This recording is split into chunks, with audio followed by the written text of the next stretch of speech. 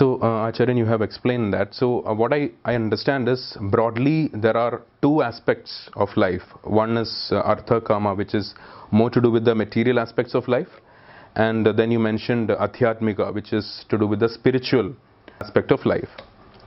But here, a lot of people who believe that there is only material aspects of life and there is no evidence of anything that is spiritual will not be able to agree with the latter. So would you just care to say, when you talk about spirituality, are you talking about soul or like what we say Atma, or like are you telling that individuals have Atma inside them, or are they inside Atma? So are you telling that there is life, there was life before this birth, there is life after this birth? So can you throw more light into that? Rishis have suggested that our life has two main goals. This is what I said earlier. One is Shreyas and the other is Preyas, otherwise known as Nishreyas and Abhyudayam.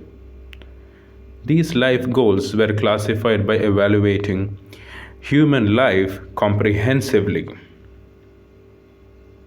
Only if we learn how to evaluate a human in all aspects will we understand about these life goals. Rishis or Sanatana Dharma evaluate an individual as one with fundamental Ishvara or divine consciousness and awareness. The Ishvara consciousness, awareness, and cosmic energy that is inherent in every one of us, humans, other living organisms, and non-living things, is called Atma. It is due to the natural tendency to realize this Atma and certain natural phenomena and biochemical processes that are beyond our comprehension that the condition called Jivan or life came into existence. This is what the Rishis say. So, a human has an underlying and immanent Atma and a Jivan or life for realizing this Atma. That is why Vedanta has described the 5 bodies or sheaths covering the Atma to describe a person.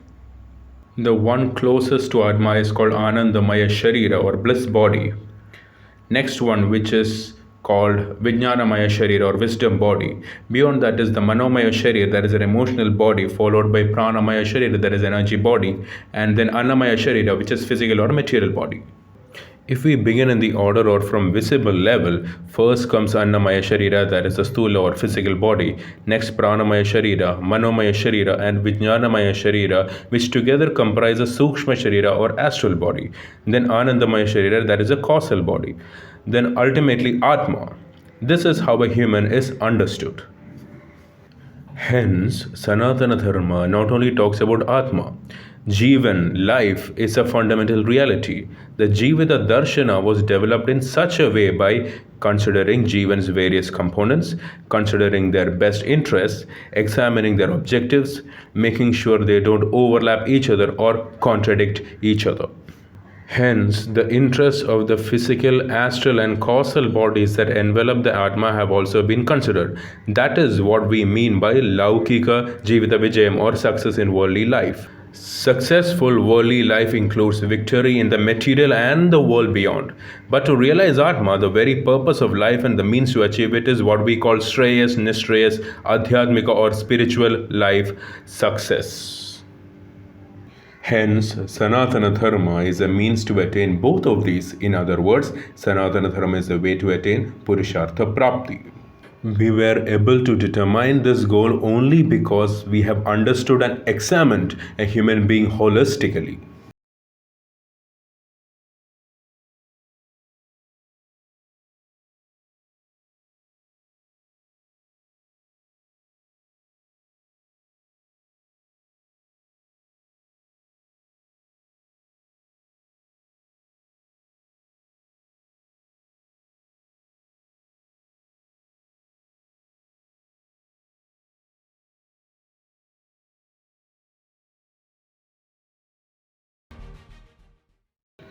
Then you might have a doubt that most of us lack understanding about Atma, or we aren't really interested about it.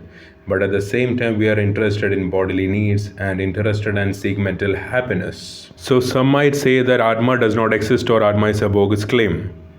This is because the concept of Atma or the motivation towards Atma is not properly explained or understood clearly.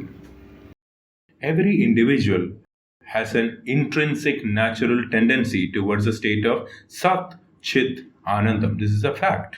Be it a rationalist, atheist, materialist, agnostic, skeptic, or someone who follows a Semitic religious ideology. This basic tendency can be seen in any human being. Sat, Chit, Aananda, a natural tendency towards this. We really need to explain this to everyone. When we only use complex terms like moksha, etc., people find it hard to comprehend. And I believe that is the very reason why they fail to understand this ultimate goal of life. Now, this motivation towards attaining the state of Satchidanandam and man's quest for it can be proven. If we analyze it ourselves, we will understand this. It is an undeniable truth that any human being or living organism desires to sustain themselves forever. Even someone on their deathbed, whose organs are failing and with no hope of survival, also desires to live a little longer and with good health. Or they desire to continue their legacy through their children at least, or through posthumous fame and reputation. The fame of a living person is called yashas. After a person's death, it is called kirti. There is not much difference otherwise. People wish to live forever through their yashas and kirti, also through their descendants. Similarly, lot of research in the field of medical sciences in finding means to improve health and increase a lifespan and achieving immortality. Money is spent in crores for this. So the very basic goal of human beings and other organisms is to live forever. Not just survive, but with good health, comfort and happiness. This is the most basic goal for everyone. This is the motivation towards Sat. Sat, which is a state of Ishvara, means ever existent, without change. Epitome of bliss, epitome of consciousness. This state of ever existence of Ishvara is called Sat. Secondly, a person not just wants to live forever, but with more consciousness, more knowledge, more experiences, more strength. Everyone desires to be all-powerful and all-conscious. That is the motivation towards Ishvara state of Chit or pure consciousness. It is present in every human. Even on his deathbed, the rationalist A.T. Kavur spent his last days reading books. Despite knowing that he had only a few days left, why do you think he still tried to gain more knowledge? Because it is an intrinsic tendency to grow and develop, to attain new experiences, to gain more knowledge, to attain dominance over nature's forces. Such human desires are a quest towards Chith or complete consciousness. Third one can be understood by everyone. Everyone is in search of Sukha. It ranges from comfort, happiness, satisfaction, bliss. There are various states of Sukha.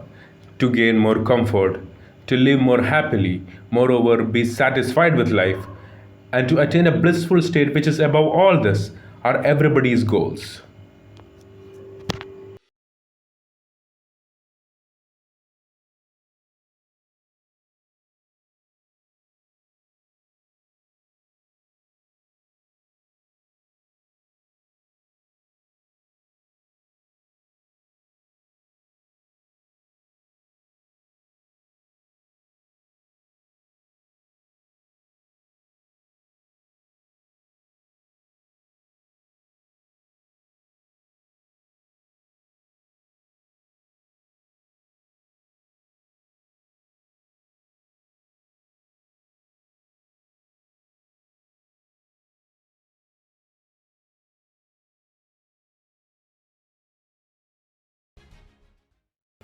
We can find that this quest towards these three factors is inherent in every form of life. This is the reason how unconscious or subconscious bonds are formed.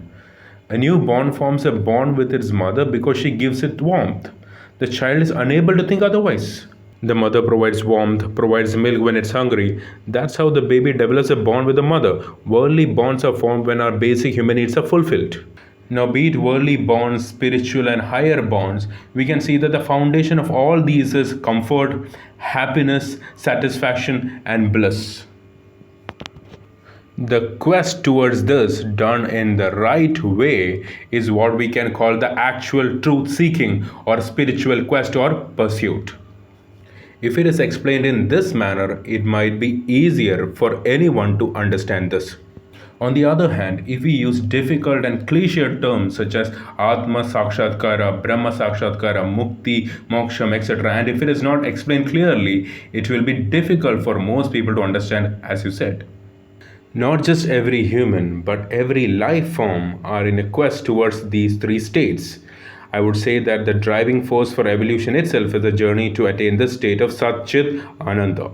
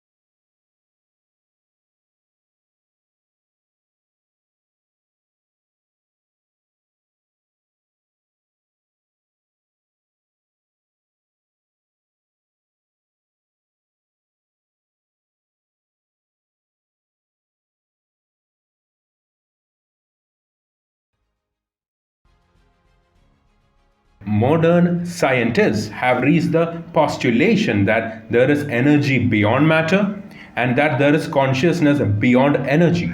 We are no longer living in the age of Newtonian physics. These are in terms that modern science hasn't heard of. That matter can be changed to energy and energy can be transformed into matter was proven by Einstein himself. Many people describe and explain Atma as Jiva or Prana. Sanatana Dharma describes Atma as Ishvara itself, as Ishvara Chaitanya or consciousness. In this universe, every object has Atma pervading it. The very cause for creation of life forms was the inherent natural tendencies within each of these objects to realize this Atma. Talking about other religions, there is no distinction between Atma and Jivan. Jivan is Ruh. According to Islam, Jivan is called Ruh, which is not different from Atma. These Semitic ideologies are not worthy enough for an ideological and philosophical consideration. Kindly make generous donations to the construction of Vijnana Bharati International Study and Research Foundation and Asthana Mandira Paddhati, which is a joint project of Vijnana Bharati Educational and Charitable Society and Aarsha Vidyasamajam, which is the center of hope for the Hindu society.